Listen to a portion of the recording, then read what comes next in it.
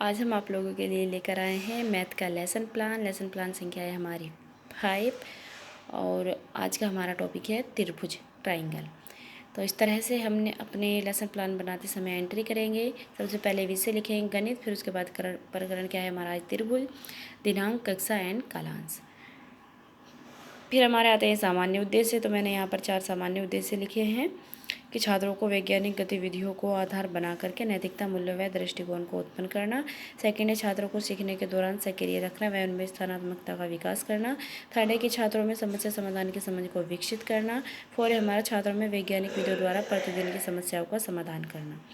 हमारा आता है फिर विशिष्ट उद्देश्य। विशिष्ट उद्देश्य हम अपने टीचिंग पॉइंट के अकॉर्डिंग लेते हैं। फर्स्ट है आपका छात्राएं त्रिभुज के विषय में ज्ञान प्राप्त कर सकेगी। सेकंड है छात्राएं त्रिभुज के प्रकार को समझ सकेगी। इसके बाद आता है हमारा छात्राएं त्रिभुज से संबंधित प्रश्नों को हल कर सकेगी। फिर हमारा सहायक सामग्री। तो सहायक सामग्री हमारा क्या होता है, चौक, डस्टर, लपेट, सैंपल, चार्ट, मॉडल इत्यादि। इधर हमारा आता है पूर्व ज्ञान। पूर्व ज्ञान में क्या है कि छात्राएं त्रिभुज के बारे में सामान्य जानकारी रखती है, क्योंकि हम अब छात्राओं को ये पढ़ा रहे हैं 8 क्लास में, तो बच्चे इसको 7th में या 6th में पढ़ते हैं, तो इसका मतलब क्या है कि वो इसके बारे में कुछ जानकारी रखते हैं।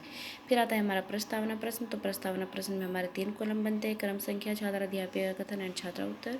प्रश्न नंबर 1 मैंने लिया है ये डॉट से डॉट मिला करके कि ये किसे प्रदर्शित कर रहा है, हम बोर्ड पर बना करके दिखाएंगे बच्चों को। बच्चे कहेंगे रेखाखंड को।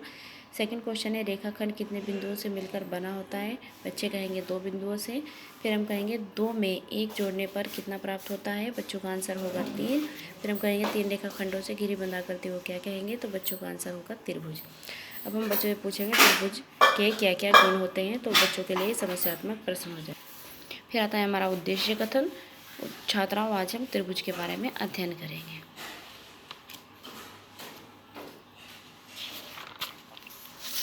यहाँ पर आपके 6 कॉलम बनते हैं, शिक्षण बिंदु, फिर अपेक्षित व्यवहारिक उद्देश्य, शिक्षण अधिगम, छात्राध्यापक क्रिया या छात्र क्रिया, अनुभव, शिक्षण विधि, प्रवृत्ति, सहायक सामग्री, तरह आता है आपका मूल्यांकन।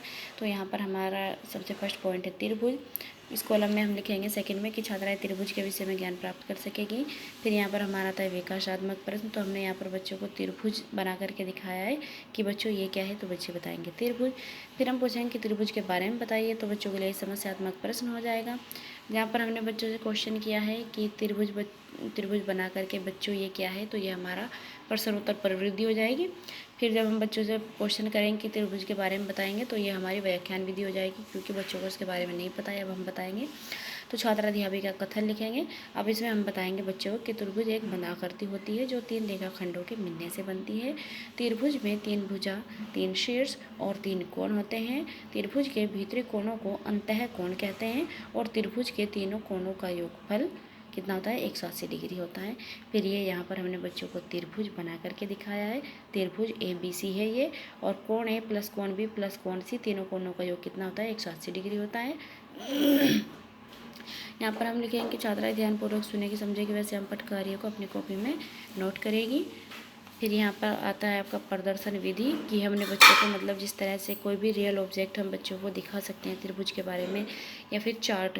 तो ये त्रिभुज का मैंने चार्ट बनाया है, तो ये हमारा यहाँ पर आता है प्रदर्शन विधि में, और बच्चों को समझाया है कि कहाँ पर इसके कोण बनते हैं, शीर्ष है, भुजा है, ABC है, हमारा त्रिभुज है, इसके अंदर 3 कोण बनते हैं। तो इस तरह से हम चार्ट के माध्यम से बच्चों को समझाएंगे। फिर हमारा जो मूल्यांकन वाला कॉलम है, उसमें हमारा एक क्वेश्चन आ जाएगा कि त्रिभुज किसे कहते हैं। तो अब हम ये बच्चों को पढ़ा चुके हैं, अब बच्चे इसका आंसर देंगे। सेकंड टीचिंग पॉइंट हमारा त्रिभुज के प्रकार।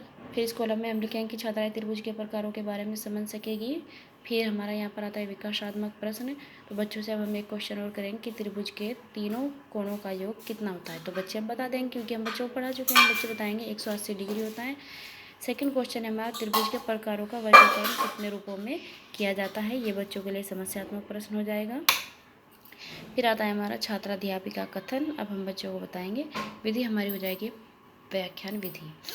तो त्रिभुज के प्रकारों का वर्गीकरण 2 रूपों में किया जा सकता है। पहला है भुजाओं के आधार पर, दूसरा है कोणों के आधार पर। तो भुजाओं के आधार पर त्रिभुज कितने प्रकार के होते हैं, 3 प्रकार के होते हैं, और ये अब मैंने यहाँ पर लिख दिए हैं, इनको आप वीडियो रोक करके देख लीजिए, ठीक है। तो भुजाओं के आधार पर त्रिभुज 3 प्रकार का होता है, समबाहु त्रिभुज, समद्विबाहु त्रिभुज। और इधर हम लिखेंगे कि छात्राएं ध्यानपूर्वक सुनेगी, समझेगी, वैसे हम पठ कार्य को अपनी कॉपी में नोट करेगी। इधर आप प्रदर्शन विधि में बना करके भी दिखा सकते हैं ये डायग्राम। तो यहाँ पर हमारे 2 ही आए हैं, बाकी मैंने आगे किए हैं। थर्ड है आपका विषमबाहु त्रिभुज। तो ये हमारे 3 होते हैं भुजाओं के आधार पर। अब आगे हमारा सेकंड आता है कि कोणों के आधार पर। तो कोणों के आधार पर भी त्रिभुज 3 प्रकार का होता है। फर्स्ट है न्यून कोण त्रिभुज। न्यून कोण त्रिभुज हमारा क्या होता है, जिसमें त्रिभुज में एंगल तो 3 बनते हैं लेकिन वो 90 डिग्री से कम होते हैं और तीनों का योग भी हमारा 180 डिग्री ही होना चाहिए। सेकंड है आपका समकोण त्रिभुज। समकोण त्रिभुज क्या होता है, जिसमें हमारा एक एंगल 90 डिग्री का होता है।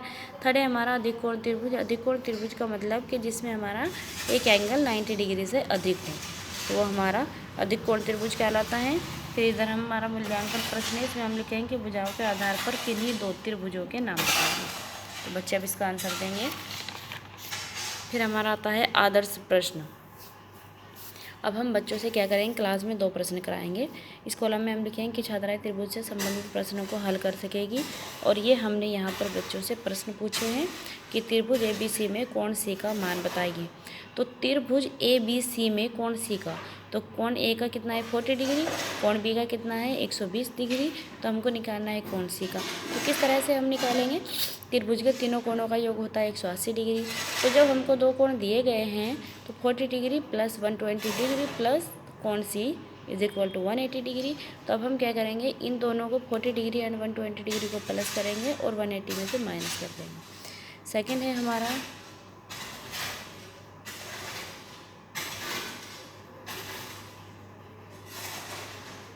सॉरी, देखिए ये क्वेश्चन मेरा यहाँ पर गलत हो गया है। ये मैंने लिखा है यहाँ पर 40 प्लस 120। तो 40 प्लस 120 कितना हो जाता है 160 डिग्री हो जाता है इज इक्वल टू 180 डिग्री। तो यहाँ पर आपका 160 डिग्री आएगा प्लस कोण C is equal to 180 degree.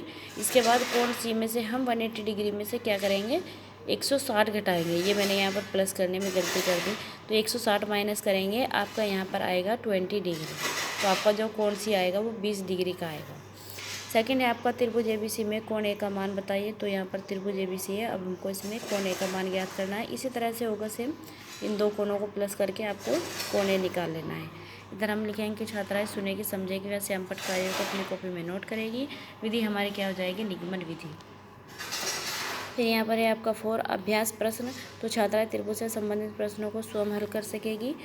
तो अब हम क्या करेंगे, बच्चों को स्कूल में ही, क्लास में ही कोई 2 या 3 क्वेश्चन बच्चों को खुद से करने के लिए देंगे, वो हमको करके दिखाएंगे।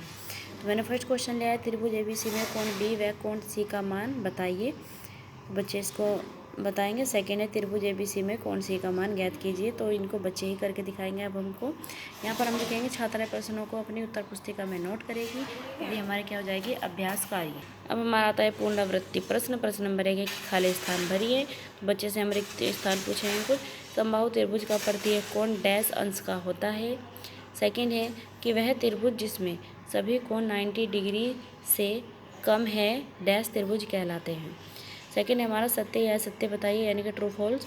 फर्स्ट है विषमबाहु त्रिभुज में 2 भुजाएं बराबर होती है, तो होती है या नहीं होती है, बच्चे अब इसको बताएंगे, हम ये करा चुके। सेकेंड है आपका वह त्रिभुज जिसमें सभी कोण 90 डिग्री से कम हो उसे न्यून कोण त्रिभुज कहते हैं। तो बच्चे इसका आंसर देंगे। फिर आता है हमारा स्वयंपट कार्य। ये स्वयंपट कार्य है हमारा। तो हमने जो हमारा ब्लैक बोर्ड वर्क होता है उस पर भी हम अपना सब्जेक्ट लिखते हैं, टॉपिक लिखते हैं, डेट लिखते हैं, क्लास लिखते हैं एंड पीरियड लिखते हैं। तो मैंने इस तरह से ब्लैक बोर्ड वर्क करके दिखाया है। अब है हमारा गृह कार्य। गृह कार्य मैंने बच्चों को 3 क्वेश्चन दिए होमवर्क के लिए कि त्रिभुज के बारे में बताइए। सेकंड है कि कोणों के आधार पर त्रिभुज के प्रकार बताइए। थर्ड है समबाहु त्रिभुज के बारे में बताइए। फिर हमारा आता है संदर्भ पुस्तक। तो संदर्भ पुस्तक में हम वही लिखते हैं कि हमने कहाँ से लिया है, तो NCERT द्वारा अनुमोदित कक्षा 8 की गणित की पाठ्य पुस्तिका। ठीक है, तो यहाँ पर हमारा लेसन प्लान ख़त्म होता है। अगर आपको लेसन प्लान पसंद आया हो, अच्छा लगा हो, तो प्लीज़ वीडियो को लाइक करना, शेयर करना एंड सब्सक्राइब करना। और कमेंट बॉक्स में ज़रूर कमेंट करके बताइएगा कि आपको हमारे लेसन प्लान कैसे लगते हैं।